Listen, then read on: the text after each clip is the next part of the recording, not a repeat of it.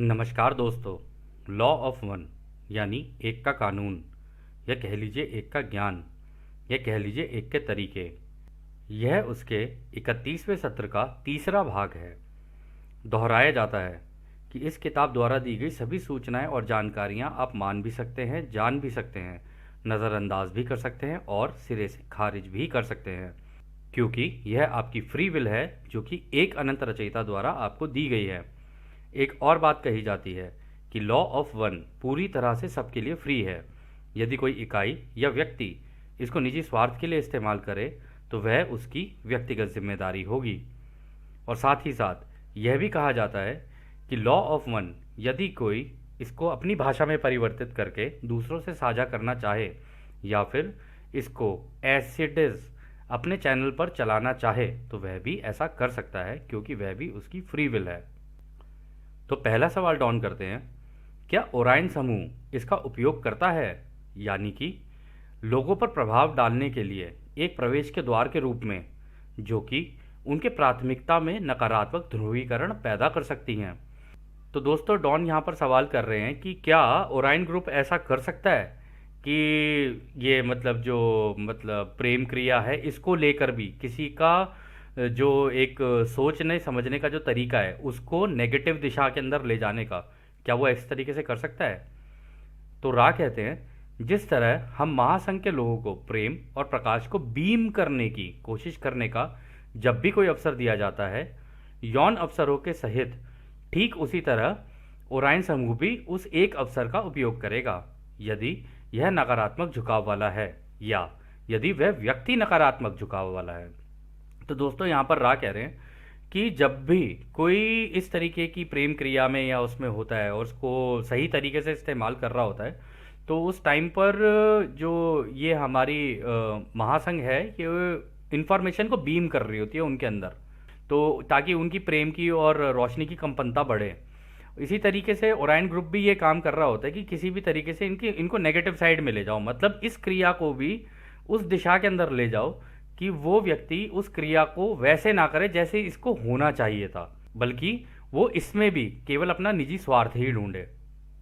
तो अगला सवाल डॉन करते हैं, क्या कोई भावनात्मक विरोधाभास है जिसका पुरुष स्त्री यौन ध्रुवीयता से कोई लेना देना नहीं है और एक इकाई में यौन ऊर्जा का निर्माण कर सकता है? तो डॉन का यहाँ पर दोस्तों जो सवाल है ना, वो कह रहे हैं कि क्या इमोशनल लेवल पर भी कुछ ऐसे चीज़ें हैं कि मतलब इनके बीच में भी कहीं विरोधाभास हो सकते हैं कि जिससे एक पुरुष और एक स्त्री के अंदर इस क्रिया को लेकर या उस प्रेम को लेकर कुछ ध्रुवीयता का कुछ लेना देना है, कि इससे क्या ध्रुवीयता चेंज हो सकती है भावनाओं से, जिसकी वजह से मतलब इन भावनाओं की वजह से क्या उनके अंदर इस यौन ऊर्जा का निर्माण होता है? तो राह इसका जवाब देते हैं, इकाई के हिस्से पर यौन विरोधाभास के बिना यौन ऊर्जा का निर्माण होने की संभावना बहुत कम है। शायद हम आपके प्रश्न को समझ नहीं पाए, लेकिन यह स्पष्ट प्रतीत होता है कि यौन ऊर्जा के निर्माण का अनुभव करने के लिए यौन गतिविधि की संभावना के साथ एक इकाई की आवश्यकता होती ही है। तो रा दोस्तों यहाँ पर ये कह रहे हैं कि देखो, ये जो यौन विरोधाभास जिसे तुम कह रहे हो ना, जिस प्रेम क्रिया का विरोधाभास जिसे तुम कह रहे हो, कह रहे उसके लिए मतलब खुद निर्माण होना तो बड़ा मुश्किल है, ठीक है ना। और वो ये भी कह रहे हैं कि हम शायद तुम्हारा क्वेश्चन समझ नहीं पाए हैं, लेकिन अगर देखा जाए स्पष्ट रूप से तो हमें यही लग रहा है कि इसका अनुभव करने के लिए दूसरे की तरफ आकर्षण होना ज़रूरी है और दूसरी एक इकाई का होना भी ज़रूरी है, यानी किसी व्यक्ति का होना ज़रूरी है, क्योंकि यहाँ पर स्त्री और पुरुष के बारे में बात हुई है। तो पुरुष का आकर्षण स्त्री की तरफ, स्त्री का आकर्षण पुरुष की तरफ, यह होना ज़रूरी है, जिसकी वजह से इस ऊर्जा का उसके अंदर निर्माण हो। ठीक है। तो अगला सवाल डॉन करते हैं, मैं ओराइन समूह द्वारा थर्ड राइक यानी कि हिटलर का जो वो था थर्ड राइक, उनके सदस्यों को प्रभावित होने की संभावना के बारे में अधिक सोच रहा था। कहते हैं थर्ड राइक के कुछ सदस्य, जिनके बारे में मैंने कुछ मामलों में गैस के कमरों में गैस के द्वारा इकाइयों की हत्या को देखकर यौन संतुष्टि प्राप्त करने की रिपोर्ट पढ़ी हैं। तो दोस्तों, यहाँ पर डॉन ने सवाल किया है कि क्या ओराइन समूह ने ये थर्ड राइक यानी जो हिटलर के जो नीचे लोग काम करते थे, जैसे हिमलर हो गया और भी थे, तो कह रहे कि मैंने इनके बारे में पढ़ा है कि ये लोग जब लोगों को गैस चैम्बर के अंदर ले जाके मार रहे होते थे ना, तो इनको जैसी संतुष्टि हमें इस प्रेम क्रिया को करके होती है ना, वैसी भयानक रूप से, मतलब खुद की सेवा वाले भाव से, या कह लो उस निजी स्वार्थ के भाव से, उनके अंदर इस यौन संतुष्टि की भावना उनके अंदर जागरूक हो रही थी। ऐसा मैंने कहीं पढ़ा है, क्या ये सही है? और क्या इसके अंदर ओराइन ग्रुप ने उनकी सोच को प्रभावित किया था? तो रा कहते हैं, हम फिर से समझाएंगे। इन इकाइयों में यौन ऊर्जा निर्माण की क्षमता थी। प्रोत्साहन यानी स्टिमुलस का चुनाव निश्चित रूप से इकाई का ही चुनाव होता है जिसके बारे में आप बोल रहे हैं। ये इकाइयां दृढ़ता से नारंगी किरण में ध्रुवीकृत थी। इस प्रकार दूसरों पर हावी होने के कारण उनके ऊर्जा में रुकावट थी। दूसरों को मारना ही उनके लिए दूसरों पर परम शक्ति का एहसास देता था। यह तब तक यौन तरीके से व्यक्त किया जाता था, हालांकि ये एकांत में होता था। इस मामले में इच्छा बिना रुके निरंतर जारी रहेगी और लगभग अतृप्त, अनक्वेंचेबल होगी।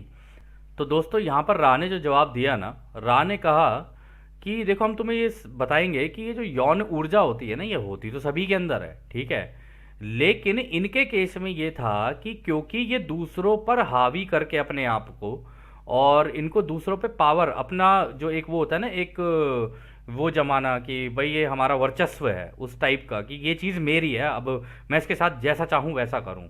और आप लोगों ने कई, मतलब कुछ रिलेशनशिप्स में ऐसा देखा भी होगा, हो सकता है शायद पढ़ा भी हो, कि एक रिलेशनशिप में इस क्रिया को करते हुए भी लोग एक दूसरे के ऊपर ऐसे करने की कोशिश कर रहे होते हैं जैसे कि इस चीज़ के ऊपर जीत हासिल कर रही है, जैसे कि युद्ध भूमि पे उतरा हो कलाकार, है ना। तो ये युद्ध भूमि थोड़ी ना है, ये तो भाई प्रेम क्रिया है, इसको तो प्रेम के तरीके से किया जाता है। लेकिन इन इकाइयों के साथ, क्योंकि ये ओराइन ने इनको वो कर रखा था, या इनकी सोच ओराइन के जैसी थी, तो उन्होंने कहा कि इनको दूसरों पर अपना जो वर्चस्व है वो जमाने की आदत थी।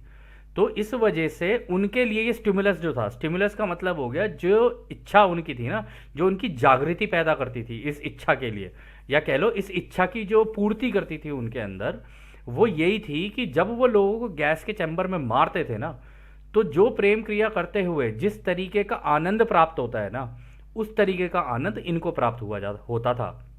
लेकिन उन्होंने कहा नारंगी रे में उनका क्या कहते हैं, ब्लॉकेज आ गई थी। तो यानी वो ये कह रहे हैं कि उनका जो दूसरा वाला चक्र है ना, सेक्रल चक्र जिसे बोलते हैं, कह रहे उसके अंदर इसकी वजह से गांठ लग रही थी। और इस वजह से होता क्या है कि इस कार्य को करने की, इस क्रिया को करने की इच्छा ना कभी खत्म ही नहीं होती है। और आपने कई केसेस में ऐसा देखा होगा कि कुछ लोग इस चीज़ को लेके मेनिएक्स हो जाते हैं, उनकी ये इच्छा कभी खत्म ही नहीं होती, ठीक है ना। जबकि अगर इस प्रेम क्रिया को प्रेम की तरीके से किया जाए तो एक संतुष्टि देगी आपको। उसके बाद आप जैसा चाहो दूसरों की सेवा में काम कर सकते हो, आप चाहो मेडिटेशन कर सकते हो, आप जो चाहे वो कर सकते हो। तो इनके केस में उल्टा हुआ, इनके केस में वो इच्छा खत्म ही नहीं हुई। और बाकी लोग भी ऐसे, जैसे हम लोगों ने बताया कि कई केसेस में ऐसा हो जाता है कि उनकी इच्छा ही खत्म नहीं होती। इस वजह से वो इस क्रिया को करते हुए भी दूसरे को के ऊपर अपने आप को डोमिनेट करने की कोशिश करते हैं। तो इसी में आगे रहा और बोलते हैं, यदि आप अपने लोगों के बीच यौन प्रथाओं के पूरे स्पेक्ट्रम का निरीक्षण करते हैं तो आप पाएंगे कि ऐसे लोग हैं जो दूसरों पर वर्चस्व से, या तो बलात्कार से या वर्चस्व के अन्य साधनों से इस तरह की संतुष्टि का अनुभव करते हैं। प्रत्येक मामले में यह ऊर्जा अवरोध का एक उदाहरण है जो अपनी प्रकृति में एक सेक्सुअल तरीके की है। तो दोस्तों देखो, उन्होंने यही बोला, देखो यहाँ पर भी वो ये कह रहे हैं कि देखो, अगर तुम अपनी इस पूरी धरती के पूरे लोगों को देखोगे ना, तो उनमें से कई लोग ऐसे हैं जो तुम्हें इस तरीके की प्रवृत्ति के मिलेंगे जिनको दूसरों को डोमिनेट करने में मजा आता है, ठीक है ना। और इसी कारण से ऐसा होता है कि वो, और दोस्तों ये ऐसा नहीं है कि क्या कहते हैं मर्दों का औरत के ऊपर है, कई केसेस में ऐसा भी देखा गया औरतों का भी मर्दों के ऊपर होता है कि उन्हें डोमिनेट करना पसंद होता है। उन्हें लगता है ये मेरी चीज़ है, सामने वाले को एक ऐसे ट्रीट करना कि भाई ये तो मेरी कोई चीज़ है, ठीक है, उसके ऊपर अपना वर्चस्व बना के रखना। तो इस तरीके से हो जाता है। और जिस तरीके से रा ने यहाँ पे कहा कि बलात्कार के जो केसेस होते हैं उन केसेस में भी यही होता है, उनकी सोच इस तरीके की होती है, ठीक है। और ऐसे बहुत हैं जो इस धरती के ऊपर मिल जाते हैं। लेकिन इसका जो कारण होता है ना, इसका कारण होता है उनके सेक्रल चक्र, यानी जो दूसरा वाला चक्र है ना, ऑरेंज रे, उसके अंदर ब्लॉकेज है, उसकी वजह से होता है ये।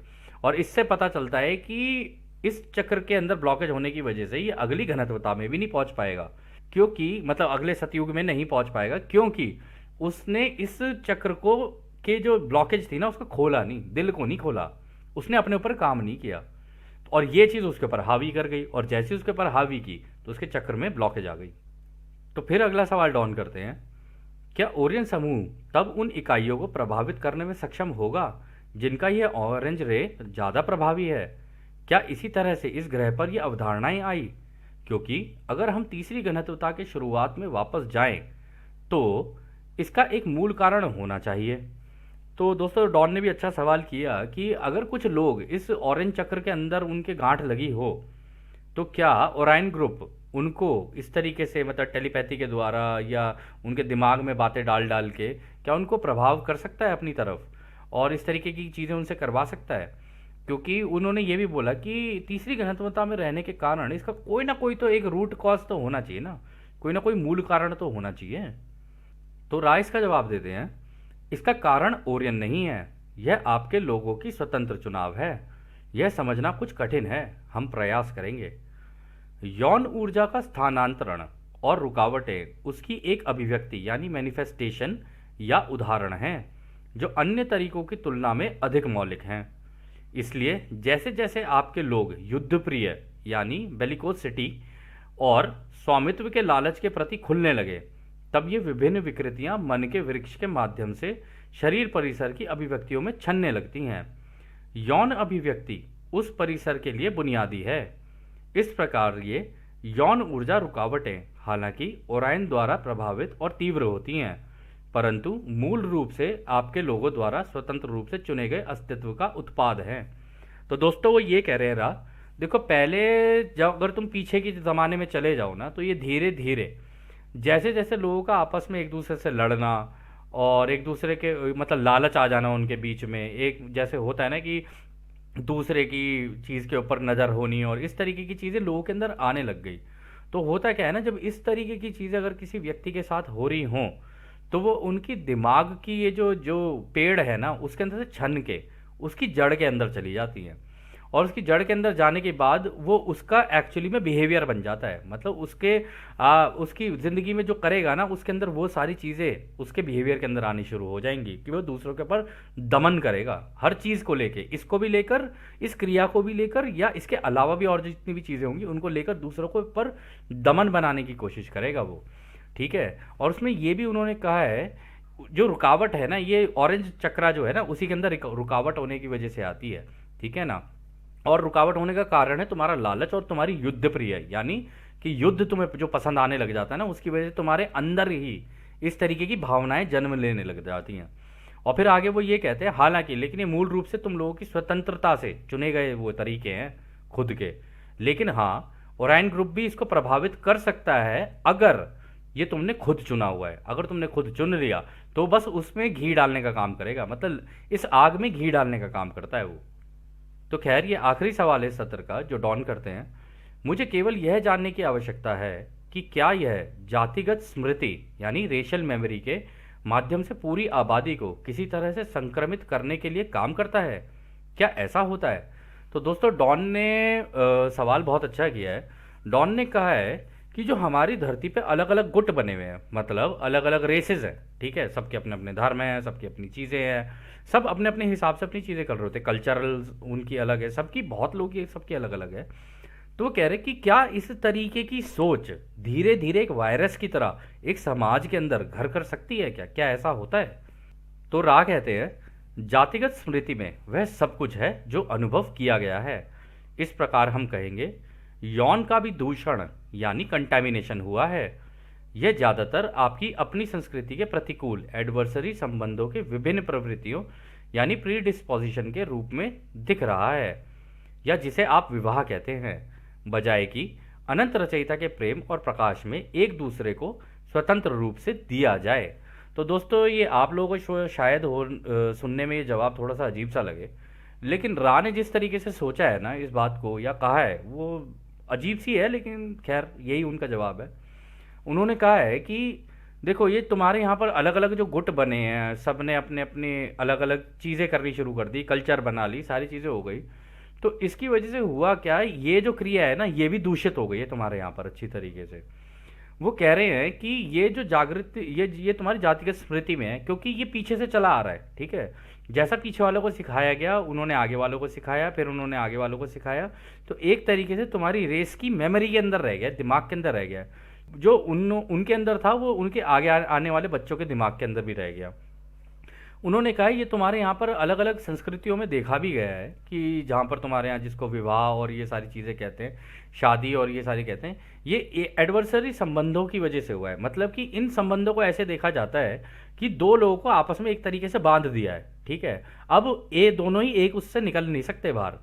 तो इस वजह से क्या होता है कि ऐसे रिलेशनशिप के अंदर भी एक तरीके से ये चीज़ ना उल्टी हो सकती है। जबकि वो ये कहता है कि रचयिता का ये कहना है कि भाई प्रेम और प्रकाश में सबको स्वतंत्र इच्छा है, वो जैसा चाहे वैसा कर सकते हैं। लेकिन यहाँ पर इसको एक एडवर्सरी तरीके से हो गई ये चीज़। किसी किसी केस में कई कई रिलेशनशिप अच्छे भी निकल जाते हैं शादी के बाद, किसी किसी केस में बिल्कुल ही ख़राब हो जाते हैं। तो वो इस वजह से यही कारण है कि एक दूसरे को अपनी प्रॉपर्टी समझने लग जाते हैं लोग, और उस वजह से होता क्या है कि वो एक दूसरे को दमन करने की कोशिश करते हैं, इवन एक रिलेशनशिप के अंदर भी। जबकि ये तो बहुत ओपन चीज़ है। और दोस्तों इससे ऐसा लगता है कि बाकी ग्रहों पे हो सकता है तीसरी घनत्वता के हमसे बहुत एडवांस ग्रह हों, उन पर हो सकता है कि बहुत ओपन तरीके की चीज़ हो, ठीक है ना।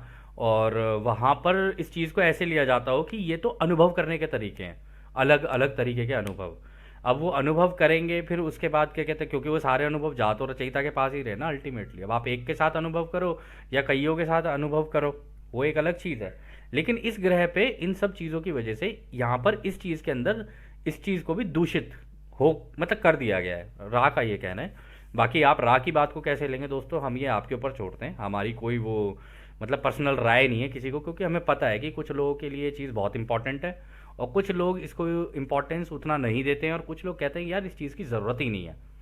तो सबकी अपनी अपनी सोच है, तो आपके ऊपर हम अपनी सोच नहीं थोप सकते हैं। तो आपको जैसा ठीक लगे रा की इस बात को आप वैसे ले सकते हैं, क्योंकि आप इसे मान भी सकते हैं, जान भी सकते हैं, नज़रअंदाज भी कर सकते हैं और सिरे से खारिज भी कर सकते हैं, क्योंकि आपकी फ्री विल है। तो दोस्तों ये सत्र अब यहीं समाप्त होता है, और जैसा कि राह हमेशा कहते हैं, अब हम आपको उस एक अनंत रचयिता के प्रेम, उसकी रोशनी, उसकी शक्ति और उसकी शांति में छोड़कर चलते हैं। आदने हमारे दोस्तों, आदने वासु। धन्यवाद।